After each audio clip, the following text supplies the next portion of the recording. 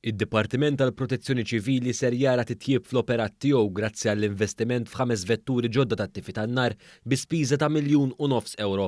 Dan tħabbar f'konferenza tal-aħbarijiet mill-Ministru għall-Intern, is-Sigurtà Nazzjonali u l-Infurzar tal-Liġi Byron Camilleri u d-Direttur Ġenerali tal-Protezzjoni Ċivili Emanuel Bsajla.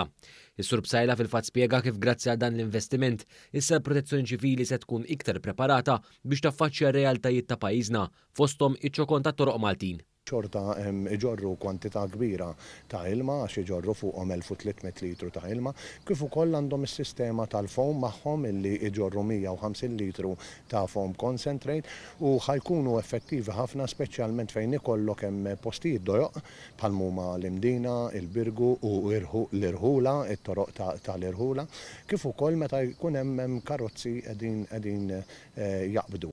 Is-Sur Bsajla tenna wkoll li dawn il-vetturi huma l-ewwel tax-xorta tagħhom fl-Ewropa u huma magħmulin apposta għal pajjiżna.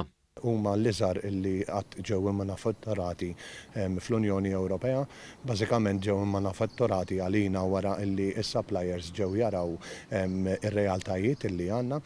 Min-naħa tiegħu il-Ministru Byron Camilleri sostna li permezz ta' dawn l-inġenji issa kull stazzjon se jkun mammar kif suppost. Temm jgħid li dan l-investiment huwa riżultat ta' pjanċar ta' gvern li jaħseb f'dak li jista' jinqala u jipprepara għal kull eventwalità. Malti jgħid taħseb fil-ħażin sabiex it-tajjeb ma jonqosx. U dak huwa wieħed mill-obbligi li għandha l-Protezzjoni Ċivili sabiex taħseb u tipprepara ruħha għal meta jinqala xi ħaġa sabiex tkun tista' tagħti l-assistenza tagħha.